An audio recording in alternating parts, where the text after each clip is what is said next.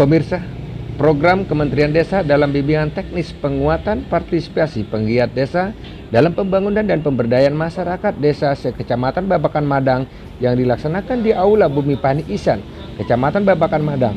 Kegiatan dimulai pada pukul 09.00 WIB, dibuka oleh Sukiyati Minggu 10 September 2023. Hadir perwakilan anak-anak muda dari 9 desa sebagai peserta dan beberapa narasumber pemateri tentang penggiat desa, serta tamu para undangan se-Kecamatan Babakan Madang, Kabupaten Bogor. Suhendar, pemateri, mengatakan pembangunan inklusif dapat diartikan sebagai proses yang mendorong perbaikan kesejahteraan masyarakat dalam arti luas, tidak hanya dari sisi ekonomi tetapi juga dari sisi sosial, politik, dan kesehatan. Berikut wawancara jurnalis Raja Kabar.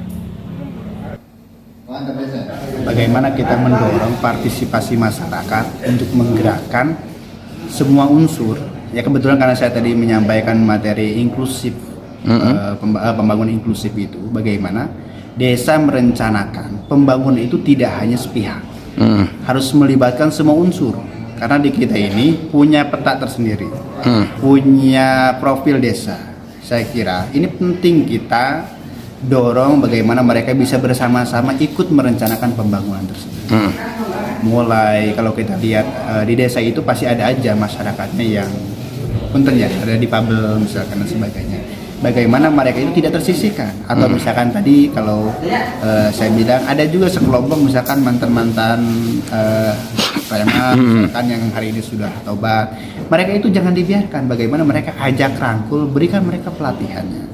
Nah di sini ketika berbicara dari saya pembangunan inklusif, dalam perencanaannya ajak masyarakat Dilibatkan gitu. Dilibatkan dalam perencanaan penyusunannya.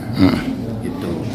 Ya kalau berbicara tadi forumnya tidak cukup, kan ada beberapa forum, ada musdes, sebelum musdes itu biasanya kan di desa itu ada musdus, ya kan?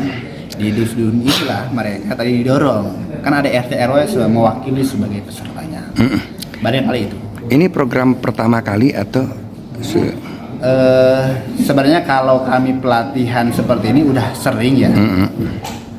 Cuman kalau hari ini saya kebetulan keluar daerah saja. Biasanya kita di pendamping desa itu lebih bagaimana mengadvokasi teman-teman di lingkungan desanya masing-masing binaan untuk ikut terlibat dalam sebuah perencanaan. Ya. Ada berapa desa saya lupa ya? Ada 9 desa. 9 desa berarti ada 45 orang. Sebetulnya teman-teman perwakilan dari beberapa desa. Kalau dulu istilahnya ada kader pemberdayaan ya. Kader pemberdayaan laki-laki dan perempuan, tapi kalau sekarang penggiat desa bahasanya. Penggiat desa. Penggiat desa itu slotnya banyak, sekarang jadi 5. Nah, kegiatan hari ini sebetulnya